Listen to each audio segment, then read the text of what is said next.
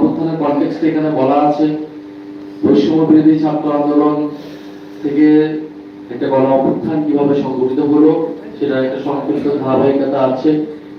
বিগত 16 বছরের যে ফ্যাসিবাদ, আওয়ামী লীগ কিভাবে ফ্যাসিবাদ কায়েম করেছিল, নানা প্রতিষ্ঠানকে দলীয়করণ করে রাষ্ট্রকে স্বৈরতান্ত্রিক করে লুটপাট দুর্নীতি বিরোধী মতকে দমন পীড়নের মাধ্যমে একটা ফ্যাসিবাদ রাষ্ট্রে টিকেছিল এবং বৈষম্যবিরোধী ছাত্র আন্দোলনের ব্যানারে যখন কোটা সংস্কার আন্দোলন শুরু হয় সেখান থেকে ধীরে ধীরে আন্দোলন গণ অভ্যুত্থানের দিকে ধাবিত হয়